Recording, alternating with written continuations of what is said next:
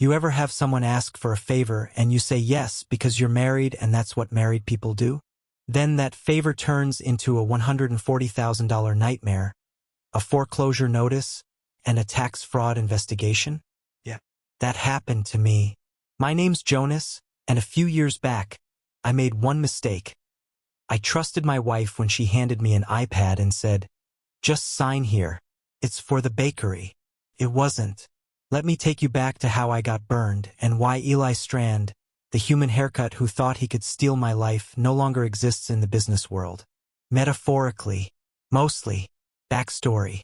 So I'm 43. Logistics guy. I've been working for the same mid-sized shipping company in Ohio since I was 29. Nothing sexy, but I like systems, I like predictability, and I liked coming home to my wife, Paige, who was a little high-strung but creative. Passionate. She'd been dreaming about owning a bakery for years. Big open windows, curated pastries, exposed brick. The works. She finally had a shot at it when her sister decided to go back to school and vacated a lease on a small cafe spot near downtown. Rent was steep but doable. The bank needed a second name on the mortgage to approve the loan. "Only for appearances," she said. "You won't be liable for anything." I asked if we should go through it together, maybe with her lawyer. She gave me that look.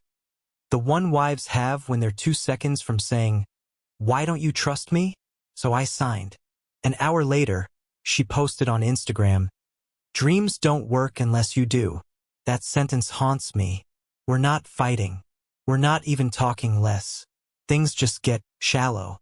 Every convo is about the shop or Eli, the guy helping with branding. Eli says I should do pop-up boxes. Eli thinks we should rebrand the menu. Eli says we need a story, Jonas. I should have realized Paige already had one. Just didn't include me in it. Then one Tuesday, I get home from work. The lights are on, doors unlocked, but the house is quiet. Bedroom closet is half empty. Her side of the sink? Bone dry. She took her stuff. Left mine. On the bed is a typed note. Not even handwritten. "This isn't working. You gave me what I needed. I'm moving forward. Please don't contact me." No signature. No emotion. Just vibes and abandonment. The bakery's Instagram? Gone. Her phone? Disconnected. Mutual friends? Radio silent. I felt like someone had deleted a save file of my life. A month later, I'm trying to get my bearings when I get a nice little letter from the bank. Turns out the favor I did signing that iPad wasn't just for the lease. Paige took out a second loan, this time $140,000, using my name as the guarantor. And guess what? The business defaulted. The building was being repossessed and I was the one on the hook. When I called the bank, the guy on the phone said, "Sir, your digital signature is on the expansion documents." My voice cracked when I said, "I didn't sign anything." He said, and I quote, "Well, that's between you and your wife." Reader, it was not, because my wife was now gallivanting around the Amalfi Coast with none other than Eli Strand, the branding guru who looked like a TED Talk in human form. They were posting power couple photos under captions like, "You can't grow if you're rooted in the past." I was so furious I laughed. That ugly, high-pitched kind of laugh that sounds like a tire losing air. Then I went into the basement, dusted off an old lockbox with every receipt, email, and note Paige had ever sent me. And I started collecting. See, I don't do loud revenge. I do logistics. So, after the bank told me I owed $140,000 on a loan I didn't know existed, I did what any emotionally flatlined man would do. I spent 2 hours staring at a wall, then Googled how to tell if your signature has been forged, and how hard is it to disappear into the Yukon. Somewhere in that spiral, a friend of mine, Steve, ex-military turned motorcycle repair guy, texted me a name, Liz Kim. Said she helped his buddy when a business partner tried to cook their books and flee the country with their drop shipping profits. I figured if she was good enough for that circus, maybe she could help me. She met me at her office, which was above a pawn shop that smelled like burnt carpet and old ambition. Liz looked like she hadn't slept in 2 days but still had the energy of someone powered entirely by caffeine and vengeance. When I handed her my folder, she didn't say anything at first, just flipped through emails, documents, and a screenshot of Paige's original bakery site with our dog's name as the Wi-Fi password. After 5 minutes, she looked up and said, flatly, "You've been financially mugged by a pack of influencers." I snorted before I could stop myself. "That obvious?" She pointed to a fake invoice. "That one? It's from a consulting company that hasn't filed a tax return since 2019. P.O. Box traces back to a gym in Miami." "And the guy who runs it, Eli?" Liz's eyes narrowed. "Oh, I know this guy's type. Buzzword bandits. One-man LLCs that bill for strategic growth facilitation. Half of these charges don't even make sense." Turns out Paige had used my name to co-sign a second loan that funneled money into Eli's ghost company, some shell operation he used to bill services like emotional launch planning and vibrational branding. I couldn't make this crap up if I tried. She showed me 2 digital documents with signatures. Mine and mine but not. Same scrawl, but the stroke order was off. My middle initial was wrong. Liz pulled the metadata, traced the IP, cross-referenced the timestamps. The signature had been uploaded from a MacBook I never owned, one purchased using our joint account 5 months before Paige left. I felt sick. Not just at the forgery, but at the confidence they'd done it with. Eli had run the same game at least twice before, Liz discovered. She found traces of 2 other women he consulted for. One of them, Claire, still owed money on her failed business. I reached out to her. We talked on the phone. She cried halfway through and told me she felt stupid. I told her I felt dumber because I was married to the grift. Claire emailed me her contract. Same invoice language. Same strategic alignment sessions. Eli was running a copy-paste scam on passionate people. And he thought he could keep doing it because people like Paige gave him credibility and guys like me just vanished quietly into the debt. He didn't count on Liz. In the span of a week, she built a digital map of every transaction, fake charge, account funnel, and backdoor LLC tied to Paige's bakery. It wasn't just fraud, it was coordinated. Paige had started the paperwork to open a new business under her maiden name 2 days before she walked out. The bakery? That was just the bait? I was the bankroll. But the thing that really pushed me over the edge was a video Liz found while digging through Eli's online presence. 7 minutes of Eli pacing around a rooftop with string lights, talking into a lapel mic about helping small businesses find their soul. At the end, there's laughter off camera. Paige's laugh. I know it. I've heard it on road trips, in bed, across kitchen tables. Then Eli says this gem, some people need structure. But others? They need to break free. I didn't even feel anger. Just cold clarity. That was the moment I stopped trying to get justice. I started planning something else. Something careful. Something slow. I knew how to build systems. It was time to weaponize that. And I knew exactly where to start with the clients Eli didn't know were about to turn on him. At some point, this stopped feeling like survival and started feeling like prep work. Like staging a play where I knew the ending and the villain didn't know he was cast yet. That villain, of course, was Eli Strand, startup messiah, walking buzzword dispenser, and the guy currently trying to sell his next victim on resonant brand ecosystems. I figured if he loved talking so much, I'd let him talk. A lot. On the record. I didn't know much about corporate espionage, but I knew Eli loved 2 things, money and praise. If I could flash both in his direction, I'd be in. So I set up a new Gmail under the name Russell King. Gave him a fake LLC, King Concept Kitchen, an artisanal meal prep service focused on regional heritage through holistic meal design. All nonsense. I used half his own website's copy to create the pitch deck. I emailed him cold, said a friend in the health entrepreneur space recommended him. 2 hours later, I got a response. Hey Russell. Love the direction you're going, so aligned with where I see the future heading. Let's connect. I only take on 3 clients per quarter, so timing's perfect. He included a Calendly link. No one with integrity uses Calendly that confidently. We had our first call 2 days later. I sat at my kitchen table with a burner laptop, a fake LinkedIn open on one screen, and Liz's voice in my ear via a Bluetooth earpiece. She was listening in, recording, and whispering legal boundaries like a devil on my shoulder. Eli popped up on Zoom in a Patagonia vest, hair perfectly tousled like he'd just come from surfing but probably spent 30 minutes getting the just got out of bed look right. Russell, he beamed. You got great energy, man. Love this vibe already. I kept my voice flat and optimistic. Appreciate it. Really just trying to find the right partner to help me scale this ethically, you know? He nodded like I'd just revealed the secret to enlightenment. Look, he said, I've worked with people at every stage. You remind me of this client I had in Ohio, struggling bakery, zero vision. I gave them a full brand rebirth. My jaw clenched. Paige. He was talking about Paige. Me. My damn life. She ended up launching a new product line and tripled her visibility in a month. Which, for the record, is the exact opposite of what happened. She launched a new line of unpaid debts and vanished. I like to keep things super boutique, he continued. What's your burn rate look like right now? I played dumb. Burn rate? He laughed. No worries. You're still new.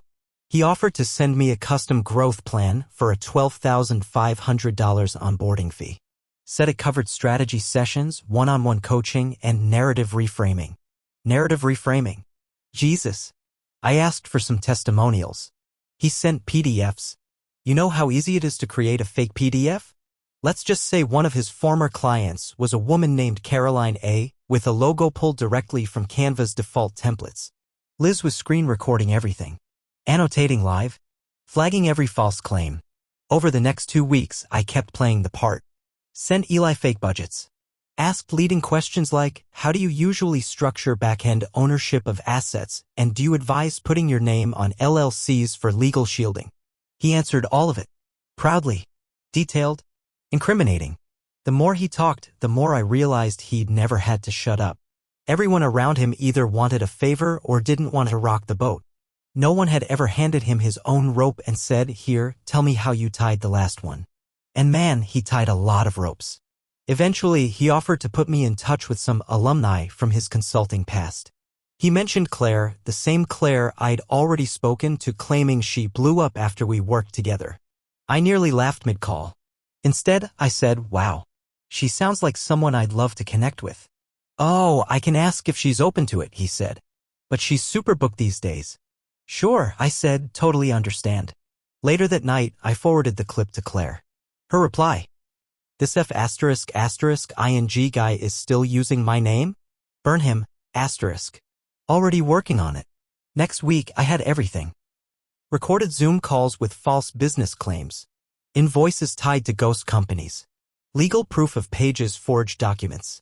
3 former clients ready to talk. I compiled it all into a cloud folder labeled Exposure Kit.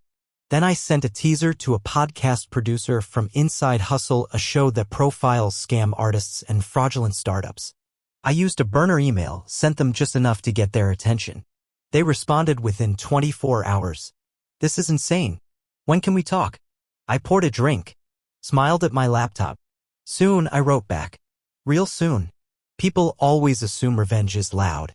That it's shouting or slashing tires or showing up at someone's job and making a scene. But the most satisfying kind? It's quiet. It's when you make someone believe they're still winning, right up until the second they're not. So when the producer at Inside Hustle replied to my burner email with, when can we talk? I waited a day before answering. Just to let them stew a little.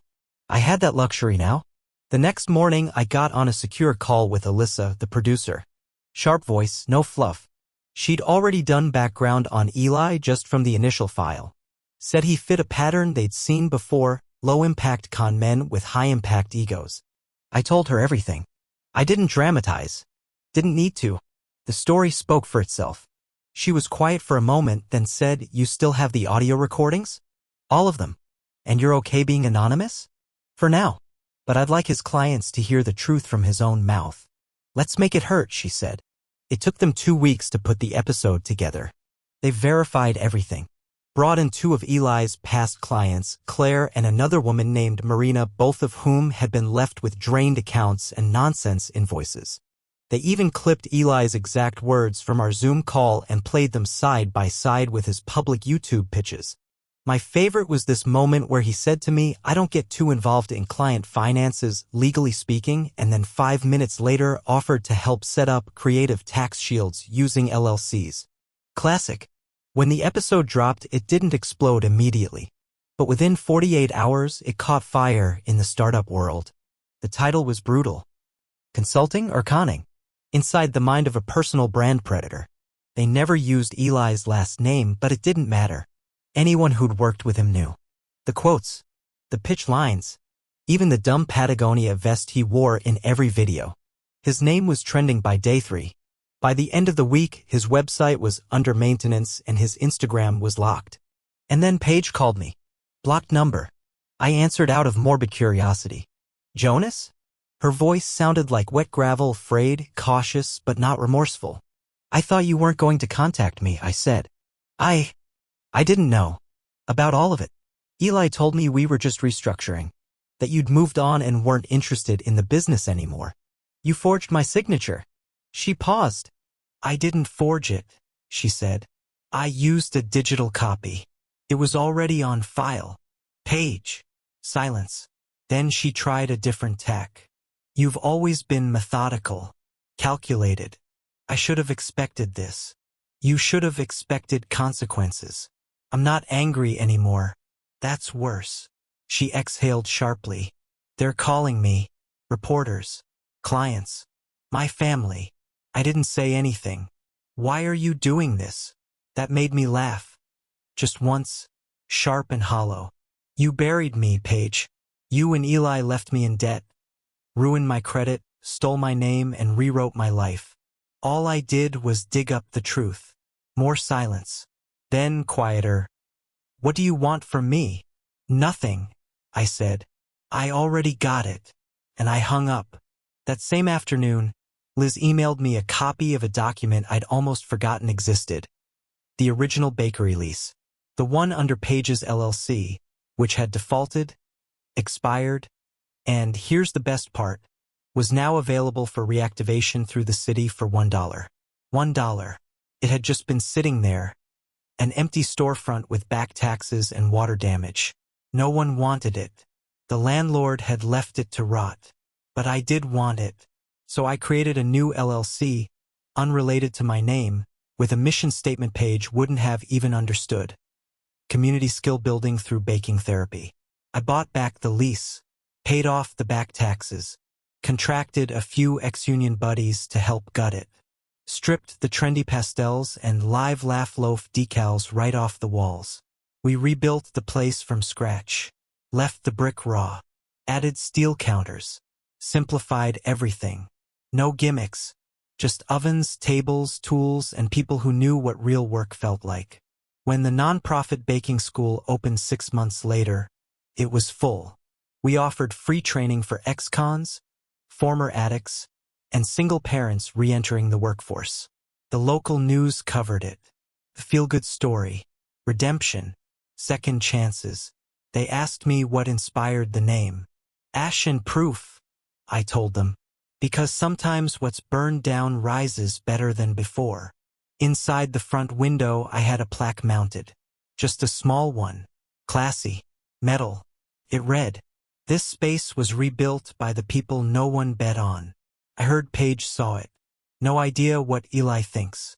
But I imagine the silence is deafening. About a month after Ash and Proof opened its doors, things finally settled. Or at least they stopped twitching. I wasn't dodging calls from banks. I wasn't refreshing podcasts to check if Eli's name was trending.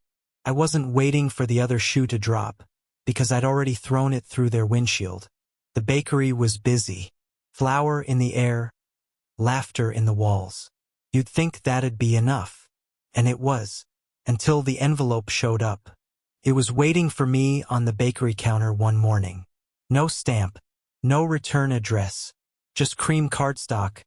My name written in cursive across the front like a wedding invitation. Except I wasn't in the mood to RSVP. I opened it slowly, half expecting glitter or a cease and desist. Inside was a single piece of paper folded once. A photo. Me and Paige. Taken 4 years ago at her sister's engagement party. I was holding her from behind, smiling like an idiot. She had her hand on mine, her engagement ring catching the sun. Half the photo had been torn clean through. Taped to the back was a note.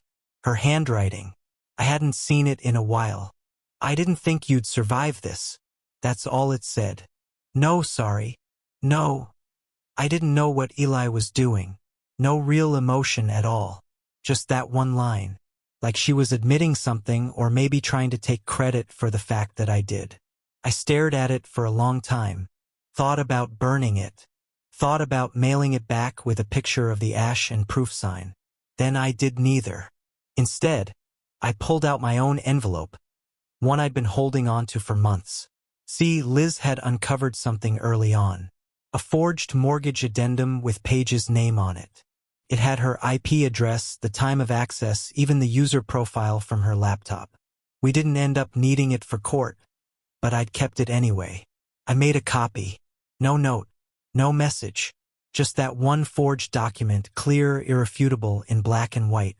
I slid it into an envelope, wrote her lawyer's address on the front, and dropped it off myself. No stamp needed. Inside, I stuck a yellow post-it with 5 words. Tell her I remember everything. I never heard back. Not from her, not from the lawyer. Didn't need to. A week later, a guy came into the bakery during the lull between lunch and dinner. Mid-30s, thin tie, slick voice. Said he was with a local business group doing outreach. Wanted to connect the city's entrepreneurs. He made small talk. Asked what had inspired the name. Failure, I said. And what you do with it. He nodded. Did you work in food before this? Nope. Interesting pivot. I didn't pivot, I said. I rebuilt. I watched his smile twitch, just slightly. That kind of twitch you learn to spot when someone knows exactly who you are and doesn't know what to say. Before he left, he reached for one of the bakery's business cards. Took a long look at it. Then he said, "You know, a lot of people didn't think this place would open again." Yeah, I said. They were right. This isn't the same place. He left without saying anything else. 2 hours later, someone tried to log into the Ash and Proof Business Yelp account from a flagged IP in Miami. Guess who? Blocked. Revenge isn't always about destruction. Sometimes it's about creating something so undeniably better that the people who betrayed you have to live with the proof that you didn't just survive, you thrived. They took everything from me. My credit, my home, my peace. I gave them something back. Proof I never needed them in the first place. So here's the thing they never tell you about revenge. Once you've delivered it, once it lands and works, the aftermath isn't some victory parade. It's quiet. Still. A little eerie if I'm being honest. Nobody claps. Nobody hands you a medal. Instead, you sit on your porch, sip your coffee, and realize there's nothing left to plan. And that's when you start wondering, where did they go? That was me, about 4 months after the Inside Hustle episode aired and Eli's reputation went into full cardiac arrest. I hadn't thought about him in weeks. I was back to running classes at Ash and Proof, teaching formerly incarcerated guys how to knead dough and build routines again. The smell of yeast and burnt sugar stuck to my clothes like armor. Then Claire called. You remember Claire, Eli's ex-client, who he tried to parade around like a success story. The one who testified on the podcast, who helped me shred his credibility into confetti. Yeah, that Claire. She sounded amused. You're not gonna believe this, she said. I ran into Eli. Where? Outlet Mall. He's managing a sunglass hut. I nearly dropped my phone. She kept going, barely holding back a laugh. Same guy, same vest. Told me he's taking a break from consulting to realign himself. Said he's working on a book. I didn't say anything. Didn't laugh. Just let the moment breathe. A sunglass hut. From whispering branding wisdom into yoga influencers' DMs to standing behind a glass counter. Explaining UV protection to tourists. God, I love poetry. Later that week, I checked his old Instagram. Still private. Still locked down. His consulting website, dead. Domain available for purchase. Out of curiosity, I ran a Google search. One of the first hits was a Reddit thread titled, "Anyone work with Eli Strand?" Looking for honest reviews. The replies were savage. Snake oil with a better haircut. My custom strategy plan had another person's name in the footer. He told me to sell crystals online. I'm a CPA. It was the digital equivalent of exile. No lawsuits, no fireworks, just slow, relentless decay. And that was better than any courtroom win. I told Liz, of course. She snorted her coffee. He's lucky, she said. Guys like him usually end up consulting from a jail cell. He's probably still pitching someone somewhere. Maybe, she said. But no one's buying. I thought about that as I walked through Ash and Proof later that evening. The kitchen was quiet, all the mixers cleaned, the smell of cinnamon still thick in the air. Eli had tried to build an empire off illusion. I'd built something real, something that outlived the pain. That's the thing no grifter understands. Honest work doesn't burn the same way. A few weeks after the outlet mall incident, I got an email. No name in the subject line. No body text. Just a PDF attachment labeled Draft PDF. I opened it. The title page read, Pivot. Turning Failure into Fuel, by Eli S. Closed it. Deleted it. Emptied my trash folder for good measure. You don't let roaches back in once the house is clean. It was raining the night he showed up. Not a soft movie rain either, slapping metal and flooding gutters kind of rain. I'd closed the bakery an hour earlier, wiped the counters, shut off the ovens. Everyone was gone. Just me, the smell of burnt crust and bleach, and the kind of tired that sits behind your eyes. Then came the knock. At first I thought it was thunder.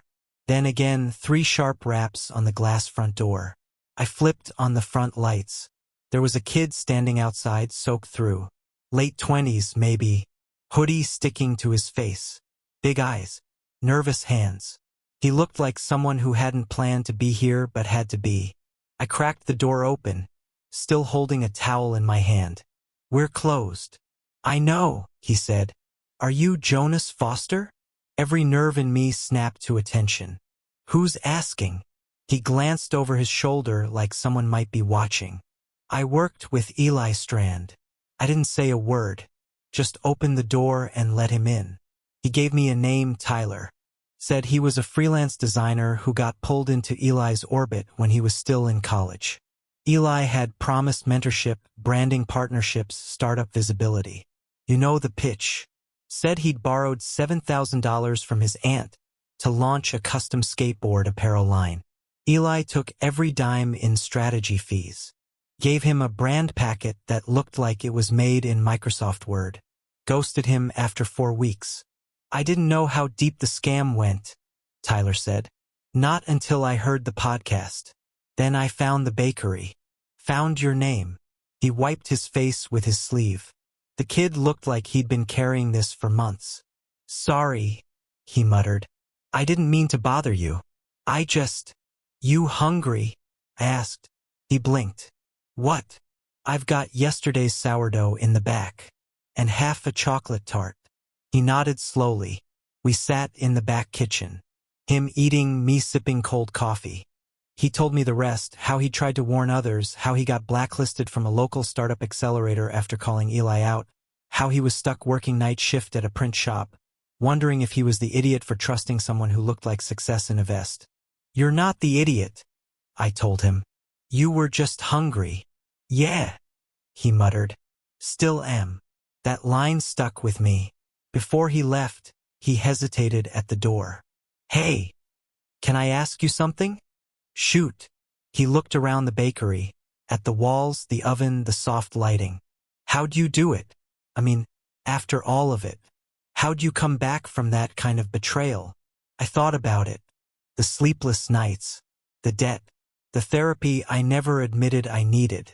The goddamn forged mortgage. The silence after the storm. You don't come back from it, I said finally. You build around it. He nodded like that made sense. Maybe not right away, but it would. Eventually. Before he walked out, I called to him. You ever think about baking? Like, seriously? I teach a class here, I said. Free. For nights a week. We've got guys from halfway houses, single moms, ex-felons. You wouldn't be the first to start over in here. He looked stunned, like he hadn't expected the door to stay open that long. Yeah, he said. I'd like that. Thursday, 6 p.m. Don't be late. After he left, I stood by the window for a while, watching the rain chase itself down the glass. And for the first time in years, I realized something. My revenge didn't end when Eli's career did. It ended when someone came to me not to steal but to learn. That was the difference. Eli built ladders over other people's backs. I built a table. And now people were showing up with plates in their hands. It had been almost a year to the day since Paige left. 12 months since the note on the bed. Since the bank letters. Since I became a debt mule for her little fantasy business she burned to the ground on her way out the door. And I hadn't seen her, not once. Not in person. Just her name in emails, a couple of blurry photos online, and that envelope she sent with the half-ripped wedding photo and her little, "I didn't think you'd survive this" note. Classy stuff. But one Saturday in mid-November, I was locking up ash and proof after a long shift. Tyler had stayed late to help clean, bless him, when I saw her. She was standing on the sidewalk across the street, hands in her coat, hair shorter, eyes locked on the front window, the plaque, the sign, the people laughing inside, even though we'd closed. The smell of burnt sugar and rosemary still in the air. She didn't wave, didn't walk up, just watched for a minute like she was trying to decide if she'd made a mistake walking this far. I didn't move, just stood behind the glass, arms crossed, waiting. Finally, she stepped off the curb, crossed the street, paused in front of the door. I opened it. She smiled, tight, uncomfortable. "Hey," she said. "Hey, you look good," she offered. I didn't say anything. She glanced inside. "This is it, huh? This is it." She let out a low breath like she'd been holding something for a long time. "I heard about what happened to Eli. You and everyone else." She laughed softly. "He really fooled me." "No," I said. "He didn't." That shut her up. After a pause, she said, "I never apologized." I shrugged. "You never had to. I did a lot of damage. You picked your direction. I picked mine." She looked at me then, really looked, like she was trying to find the version of me she remembered, quiet, accommodating, easy to step over. I wasn't there. I just wanted to say, "I'm sorry. For everything. The loan. The business. Him." I didn't know how to leave, so I torched it instead. I nodded. "That sounds about right. I wanted more." "You wanted different," I corrected. "But you didn't know what more meant. You still don't." She swallowed. Her throat moved like she was pushing back the urge to cry, or yell, or both. "I should go." "Probably." Then she did something I didn't expect. She stepped forward, reached into her bag, and pulled out a small envelope. Handed it to me. "This has the rest of my confession. The one from the divorce docs." I signed it in front of a notary. "Just in case you ever need it." I didn't open it. Just slipped it into my pocket. Then she looked up at me one last time. "I hope you're happy, Jonas." I thought about the night classes. The kid who showed up in the rain. The volunteers who didn't flinch when I handed them a knife and asked them to start chopping. The girl who burned her first dozen loaves and came back the next week anyway. "I am." She nodded, stepped back onto the sidewalk, and disappeared into the cold. And I never saw her again. I never read the letter. Didn't need to. When someone burns your house down and leaves a key behind, it's not a gift. It's a reminder. The house is gone, but the land's still yours. And I already built something better on it. I never thought I'd win anything. Not because I wasn't capable, just because my life had never really been the kind where awards showed up. I grew up in a Rust Belt town with more pawn shops than stoplights. People like me got respect when they kept their word, showed up on time, and didn't ask for much else. So when a reporter from the State Independent Food Coalition emailed me out of the blue and asked if I could attend their annual banquet, I assumed it was spam. I almost deleted it. Then I read the subject line again. Nominee Community Impact Through Culinary Training, Ash and Proof. I sat there for a long time just rereading it. Not because I needed to be recognized, but because for the first time in a very long time, the world was calling what I'd built something good. Not a mess. Not a cautionary tale. Something good. A month later, I was standing in a hotel ballroom with a name tag stuck crooked on my chest and shoes I hadn't worn since my cousin's wedding. Around me, chefs, bakers, nonprofit leaders, restaurateurs. People who actually belonged in a place like that. I felt like I'd broken in through the kitchen door. When they called Ash and Proof up to the stage, I wasn't prepared. Not for the applause. Not for the faces turning toward me. Not for the tightness in my throat when I looked out across the room and saw Liz standing near the back, raising her glass just slightly, that tiny grin like you earned this, dumbass. I kept my speech short. I don't do long-winded unless I'm mad or needing dough. All I said was, this place was never meant to be a business. It was meant to be a mirror. For people who thought they'd burn their bridges. I wanted to show them the fire could light something else. That's all. The room was quiet when I walked off the stage. Not out of discomfort. Out of respect. 2 days later, a local city council member came by the bakery. He asked to speak with me privately. Said he'd heard about the award. Said there was a community development grant coming up, something that could help Ash and Proof expand. Maybe open a second space. Maybe formalize the training program into certifications. Maybe even build a model that could be replicated in other cities. He smiled and said, "We think you're the kind of guy who could lead something bigger." I stood there with flour on my hands, sweat on my back, and a pan of fresh focaccia burning in the oven behind me. Bigger.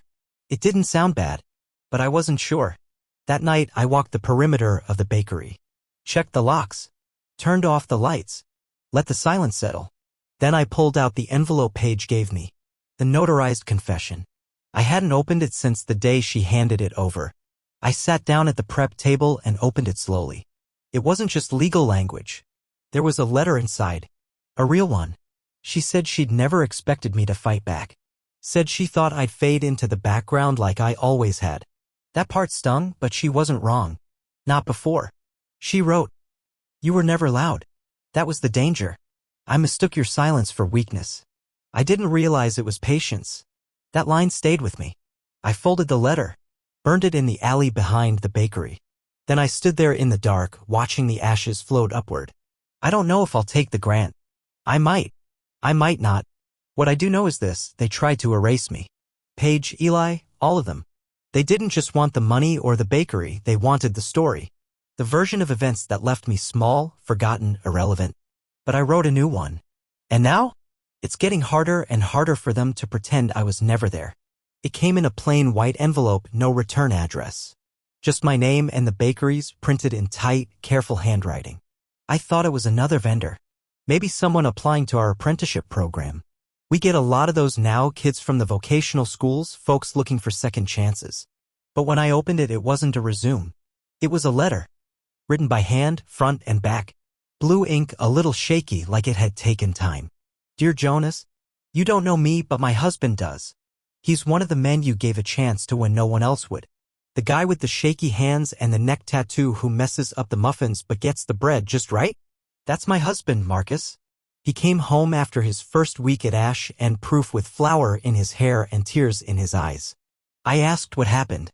He said, I think I finally found a place I don't have to lie to be accepted. He didn't tell you this, but before you took him in, he was going to leave. Not just the city. I mean leave. For good. He didn't see a way back. Prison closed doors, his record scared employers, and he thought we'd be better off without him. But then he walked into your bakery. And you didn't ask him what he'd done, you asked him if he knew how to use a scale. You saved his life, Jonas. I don't know what happened to make you build a place like this. I imagine it came from something broken. But whatever it was, I hope you know what you've created is something holy. You don't know me, but I'm grateful for you. More than I can ever say. Amanda W. I reread the letter 3 times. Then I taped it to the walk-in fridge door, right above the laminated food safety sheet. Not because I wanted to show it off. Because I needed to see it. Every day. That's what they don't tell you about revenge. It can consume you. Or it can clear the way. I didn't burn Eli to the ground because I wanted smoke. I did it because I needed light to build something that couldn't be taken, sold, or faked. They stole my name, so I gave it new meaning. They took my home, so I built one anyone could walk into. They thought I'd disappear. Instead, I made a place that pulls people back from the edge. Sometimes I still think about Paige. Not with anger. Not even with sadness. Just as a turning point. She once said I was holding her back. I wasn't. I was holding the door open. She just didn't want to walk through it with me. That's fine. Some stories don't end with forgiveness. They end with understanding. And mine? Mine ends with a bakery that smells like hope and scorched sugar. With names on the wall that used to be just records in a system. With second chances rising like loaves, slow and steady. And with a letter taped to the fridge that reminds me. I survived. I rebuilt. And in the end, I didn't just get even.